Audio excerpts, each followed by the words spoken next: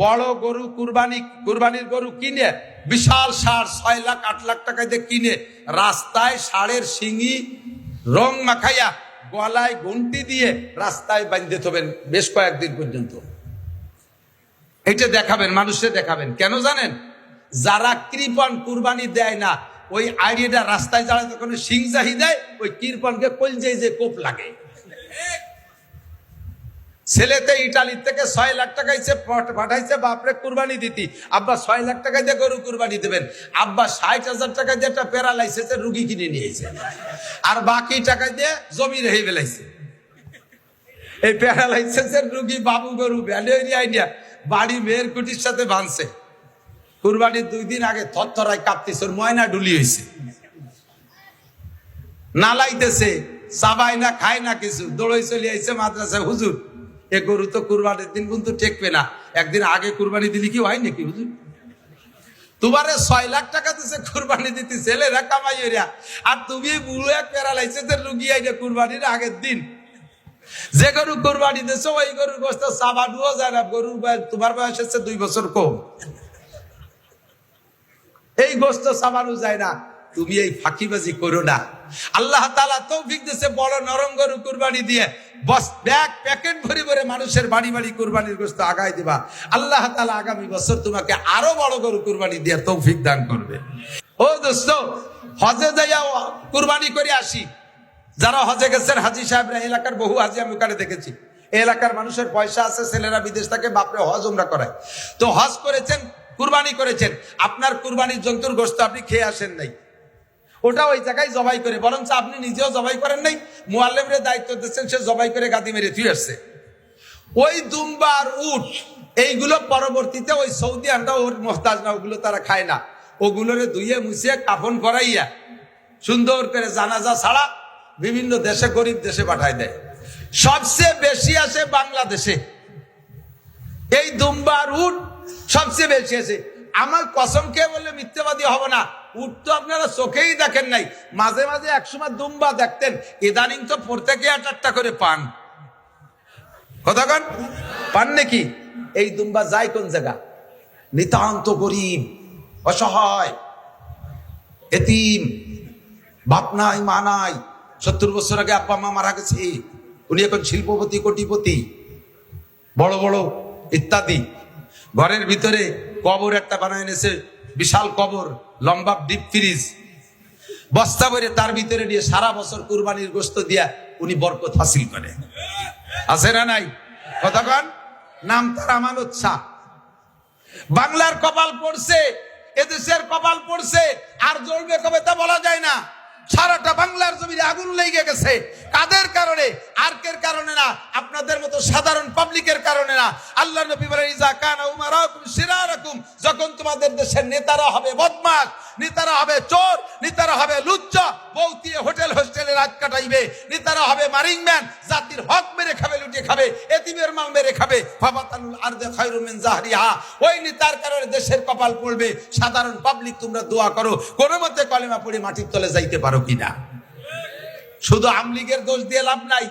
কোন সাসিবা কম, আমাদের গোপালগঞ্জে ভাষায় কয়, কোন সাসিবা কম সালুন খারজ, কোন সাসিবা কম সালুন, চেনেন সালুন, চেনেন জোল, পুরনো বাংলা সালুন। কোন সাসিবা কম সালুন খারজম, সব সাসিলে চিনি। এদের কারণে দেশে বর্তমানে অশান্তি। কথা বলেন ঠিক কি ঠিক না? যত অশান্তি সব তাদের কারণে। আমাকে আল্লাহ তাআলা আমানত দিয়েছে একটা ওয়ার্ডের দায়িত্ব, আমাকে আমানত দিয়েছে ইউনিয়নের দায়িত্ব, আমাকে আমানত দিয়েছে উপজেলার দায়িত্ব, আমাকে আমানত দিয়েছে একটা সিটের দায়িত্ব, এমপি বানাইয়া আমাকে একটা মন্ত্রণালয়ের আমানত দিয়েছে, আমাকে ডিসি হিসেবে একটা ডিস্ট্রিক্টের আমানত দিয়েছে, ওসি হিসেবে আমাকে একটা থানার আমানত দিয়েছে, টিওনো হিসেবে একটা থানার আমানত আমাকে দিয়েছে, এসপি হিসেবে একটা পুলিশ লাইনের আমানত আমাকে দিয়েছে, আব্বা হিসেবে কয়েকটা সন্তানের আমানত আমাকে দিয়েছে। এই আমানতকে যখন গনিমত মনে করবে, গনিমত কাকে বলে? যুদ্ধে বিজয়ী সম্পদ মুসলমানদের মুজাহিদদের ভিতরে বন্টন হয়, এই মালকে বলা হয় গনিমতের মাল। এইটা খাওয়া জায়েজ। যখন আমানতকে গনিমত মনে করিয়া ইচ্ছে মতো ব্যবহার করবে। কত প্রমাণ চান? যে কয়জনের নাম কইছি, এই কয়জন তার আমানতের ভিতরে খেয়ানত করছে কি করে নাই? জোরে বলেন, করছে কি করে নাই? আমানতের খেয়ানত কি পরিমাণ করছে। এখন তত্ত্বাবধায়ক সরকার আইসা, অন্তর্বর্তীকালীন সরকার আইসা হিসাব করে করে বর্তমান নগদে যারা ফেল করছে তাদেরটা ধরছে।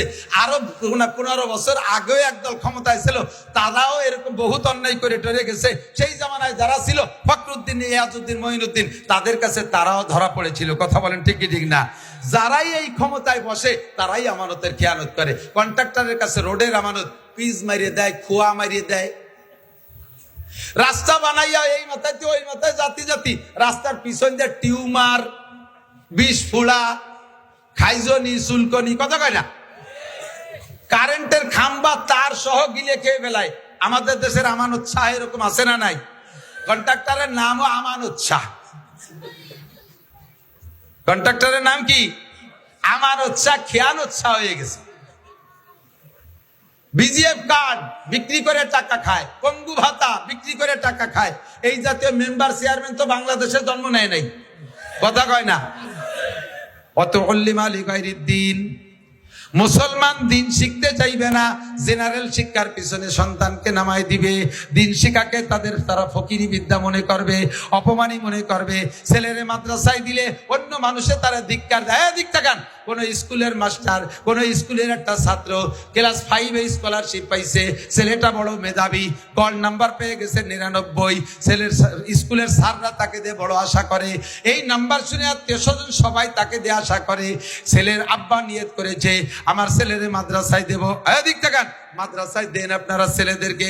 কোনটা দেন মাদ্রাসায়? যেটা একেবারে আকড়াই বাকড়াই উড়িয়ে বাদামিয়ে আচুচা আপাও দুয়া বুনো বাদামিয়া বিয়াদবের গুরু দেশের ওর স্যাঙ্গা ঠেলায় দেশে আম থায় না। পরের মুরগি চুরিয়ে রেখায় কেউ তার সাথে না পারিয়া প্রাইভেট মাস্টারে মারছে, প্রাইমারির মাস্টারে মারছে।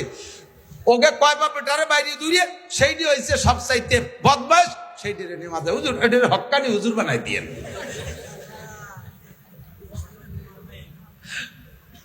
চায় দক্ষিণ দিক দেয় উত্তর দিক, গলা শূন্য, পেট মোটা, বাসায় গোস্ত নাই, মাথা সাইকেলে সিটির মতো 3 কোনা। এরে ফাটা তুমি হক্কানি হুজুর হইয়াছো। জন্ম অন্ধ, মা মায়ের পেটে থেকে দুনিয়া দেখতে পারে নাই, মারও দেখতে পারে নাই। সেই ডেরে পাঠাইছে 30 পারা হাফেজ হতি। অন্ধ হাফেজ দেখছেন না? বহু দেখছেন না? আজীব কারবার। কত বড় বৈষম্য! খালি বৈষম্য হয়েছে চাকরির ব্যাপারে, বৈষম্য দূর করো না, সব জায়গার বৈষম্য ঠিক করো। আল্লাহু আকবার। বালোডারে মাদ্রাসায় দেওয়া বেরেনিটা। আমার মাদ্রাসার একটা ছাত্র কয়দিন আগে সবক শেষ হয়েছে, আমার ভাগ্নি হয়, স্বাস্থ্য বোনের ছেলে। মাত্র 5 মাস 150 দিনে 30 পারা কোরআন শরীফ মুখস্থ করছে। 8 বছর বয়স, মাত্র 8 বছর বয়স। তার নামটাও কইতে পারে না ভালো করে, এমনই এমন এত ছোট মানুষ। মাত্র 5 মাস সবক করছে, 30 পারা কোরআনের হাফেজ। এখন সে কোরআন শরীফ উল্টো দিক দিয়ে মুখস্থ করতেছে। সদর দিক দিয়ে 30 পারা হয়েছে, উল্টো দিক দিয়ে মুখস্থ করতে করতে, মানে উল্টো দিকে ইয়াদ করতেছে। আন্তর্জাতিক পর্যায়ে চলে যাবে ইনশাআল্লাহ। তো উল্লিমা লিগাইরিদ দিন, মুসলমানের সন্তানকে দিন শিখাবে না, এটাকে ফকিরি বিদ্যা মনে করবে। ফকিরি বিদ্যা। আমি বলি এদিক তাকান, বর্তমানে আলেমদের চাইতে জেনারেল শিক্ষিত ছেলেরা বেকার বেশি। কথা বলুন ঠিক কি ঠিক না? আলেমদের চাইতে। এই যে চাকরি বৈষম্য নিয়ে যে আন্দোলন শেখ হাসিনারে পতন ঘটায় দিয়েছে, এই বৈষম্য দূর করার জন্য যে আন্দোলন করেছে, এটা কি মাদ্রাসার ছাত্রদের চাকরির বৈষম্যতা দূর? জেনারেল ছাত্রদের বৈষম্যতা দূর। লক্ষ লক্ষ ছেলে বেকার। এই বিদ্যার নামই হয়েছে এখন বেকার বিদ্যা। আমার কোনো মৌলবী আল্লাহর রহমতে বেকার নাই। খাইয়ে দিয়ে বেশ তেল কই আছে। মসজিদের ইমামতি হরে 30 বাড়ি খাবার, ডেলি এক বাড়ি খায়। যে বাড়ি যায় সেই বাড়ি ভালো খাবার। খাতি খাতি আমার মতো শূন্য মৌলবী মরাদারে পানি পাইয়ে 3 মাসের মধ্যে ভুলি একেবারে পেট লাগল পাইলা কদ্দূর চলে গেছে। আবার এই মহল্লা বইরে সব Italy, France, Japan, German, Saudi Arab থাকে। হুজুরির কোনো পোশাক কিনে ব্যবহার করা লাগে না। ঈদের সময় তার 14 গোষ্ঠীর পোশাক মহল্লার মুসল্লিরা দিয়ে দেয়। আল্লাহর রহমতে কুরবানির সময় দিয়ে দেয়। ঈদানের সময় 60 মণ আলাদা কালেকশন করে দেয়। রমজান মাসে 1 লাখ টাকা আলাদা কালেকশন করে দিয়ে দেয়। আল্লাহর রহমতে খেয়ে দে বেশ সুন্দর আছে। অথচ এই বিদ্যারে বানাইছে ফকিরি বিদ্যা।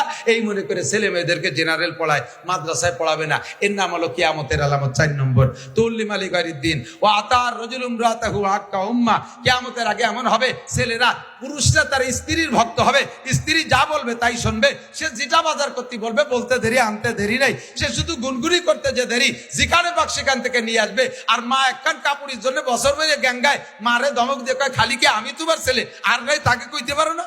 কথা বলেন, এই ঘটনা চলছে কি চলছে না? এই ঘটনা চলছে কি চলছে না? এটা হবে না হচ্ছে, এটা হবে না হচ্ছে। সব জায়গা মহিলাদের মাতুব্বাড়ি। আপনার মারে আপনি কাপড় কিনে দেবেন, আপনার বোর কাছে শোনা লাগে, এরকম ফ্যামিলি আছে না নাই? আপনার বাপরে আপনি লুঙ্গি কিনে দেবেন, আপনার বোর কাছে শোনা লাগে। ছেলে কত বড় কপাল পুড়া, বিদেশে যাওয়ার সময় সাউডির নামে অ্যাকাউন্ট খুলে দিয়ে গেছে। জোরে কন সুবহানাল্লাহ। এ কথা কয় না কি বিল্লাহ? নাউজুবিল্লাহ। আছে না নাই? হুজুর এই চারটে এক পর পর বলছেন, আতা রাজুল ইমরাতাহু আক্কা উম্মা, স্ত্রীর আনুগত্য হবে, মার নাফরমানি করবে। ওয়া আদনা সাদিকাহু আকসা আবা, বন্ধু বান্ধবদের পিছনে হাজার হাজার লাখ লাখ টাকা খরচ করবে, অথচ আব্বার ঔষধ কেনার পয়সা দেবে না, আব্বারে দামি একটা পাঞ্জাবি বানাই দেবে না, আব্বা তবলিগে যাইতে চাইলে টাকা দেবে না, আব্বার প্রয়োজন পরিমাণ খাবার দাবার হাত খরচের টাকা দেবে না। এগুলো সবই কিয়ামতের আলামত। এরপরেও যারাতিল আসওয়াতু বিল মাসাজিদ, মসজিদে যাইয়া ইবাদত করবে না, মসজিদে যে কোরআন নাই, মসজিদে যে নামাজ নাই, সময় পাইছে 2-4 টাকার নফল পড়বে তা পড়বে না, পয়সা পয়সা গীবত শিকায়ত করবে। এরে হাসিনেরে উঠো খালেদারে ডুবাও, খালেদারে উঠো হাসিনেরে ডুবাও। মহল্লায় কে কি অন্যায় করছে সেইগুলো নিয়ে যত দড়ি দরবার, যত গীবত শিকায়তের গল্প চলে, ব্যবসা বাণিজ্যের গল্প চলে, রাজনীতির গল্প চলে মসজিদে।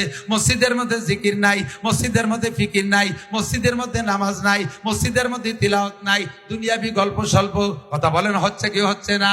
ও যাহারাতিল আসওয়াতু বিল মাসাজিদ। এরপরে হুজুর ভাই আমার দিক থেকে ও সাদাল কবিলাতা ফাসিকুহুম, জায়গা মতো চলে আইছি। এই ও সাদাল কবিলাতা ফাসিকুহুম, কওমের জাতির নেতা হবে ফাসিক। জোরে বলেন কে? ফাসিক কারে কয়? 1 নম্বরে নামাজ পড়ে না, 2 নম্বরে দাড়ি কাটে, 3 নম্বরে হারাম হালালের বাসা কুটা নাই, সুদে কারবার গুছে কারবার করে। কথা কয় না? একে কি কয়? ফাসেক কয়। কি কয়? বউ বাচ্চারে পর্দা করায় না, এরে কি কয়? ফাসেক বলে।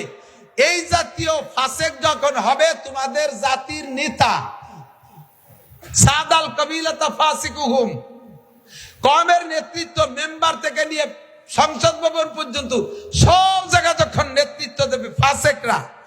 একজন আলেম নির্বাচনে দাঁড়াবে, সে ভোট পাবে না। একজন দাড়িওয়ালা মানুষ নির্বাচনে দাঁড়াবে, ভোট পাবে না। গাঁজাখোর, ইয়াবাখোর, মাগিবাজ, ফাঁকিবাজ, লম্পট, লুচ্চ, দাড়ি কাটা, দাঁড়ায় মতে খাড়ায় খায়, আইটি পায়খানা করে, নামাজ নাই, রোজা নাই, হজ নাই, যাকাত নাই, সুদখোর, ঘুষখোর, দুর্নীতিবাজ, চোর মারা, মন মারা, এই সমস্ত যত বদমাইশ গুলো এরা দাঁড়াইয়া নির্বাচিত হয়ে যায়। এটাই তোমাদের কপাল পোড়ার কারণ। ঠিক কি ঠিক না? ও দোস্ত, যাই করি না কেন আমাদের এই বেল্ট আমলিগির বেল্ট, যথেষ্ট বেশি, বেশিরভাগ সংখ্যাগরিষ্ঠ আমলিগ। তারপরে অন্যান্য কম নাই তা না, এর ভিতরে সব দল আছেন। আমলিগ, বিএনপি, জামাত, জাতীয় পার্টি, ৮৮, চন্দ্রকোনা, মানিকগঞ্জ, সুরেশ্বর, ভোজেশ্বর, ইনায়তপুর, বাহাদুরপুর, শরীয়তপুর, মাদারীপুর, সবপুর, এপুর, সবপুর আছেন। কেউরে আলাদা করে ওয়াজ করতেছি না। এখন বর্তমান যে সময়টা, এটা হলো অন্তর্বর্তীকালীন সরকারের সময়। এই সময় এই সরকারের কোনো স্থায়ী আধিপত্য নাই। এরা 3 বছর পর নেমে যাবে অথবা 4 বছর পর নেমে যাবে।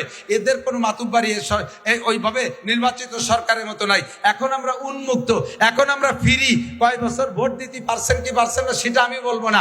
বাকি সামনে যদি নির্বাচন হয় উন্মুক্ত ভোট দিতে পারবেন, উন্মুক্ত ভোট দিতে পারবেন। ভোটের ব্যাপারে বিচার করে, ভোটের ব্যাপারে পাক্কা সিদ্ধান্ত নেবেন ইনশাআল্লাহ। আমি আর জীবনে কোনোদিন ফাসেকের মার্কায় ভোট দেব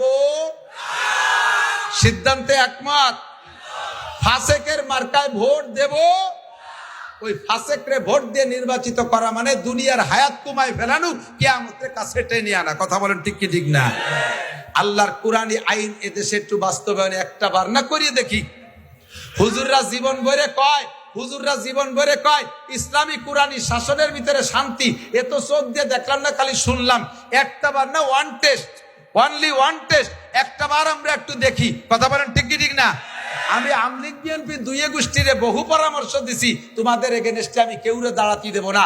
আমি বাংলাদেশের 1000 বক্তা নিয়ে তোমাদের পক্ষে আমি ওয়ার্ক করে বেড়াবো।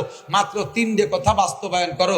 1 নম্বরে জাতীয় সংসদ থেকে নামাজের বিল, 2 নম্বরে দেশের ভিতরে পর্দার বিল, 3 নম্বরে জাকাতের বিল পাশ করিয়া জাতির জাকাত আদায় করে গরিব দুঃখীর গালে গালে পৌঁছাইয়া দাও। এই 3টে কথা বাস্তবায়ন করো, আমি তোমাদের পক্ষে ওয়ার্ক করব। আমলিগ বিএনপি কোন সরকার মানে নাই, কোন সরকার মানে নাই। আল্লাহ দুইটারই অপমান করে নামাই দিয়েছে। আমরা আগামীতে ইনশাআল্লাহ কুরআনী শাসন ব্যবস্থা দেখতে চাই। কারা কারা একটু তাকবীর বলেন।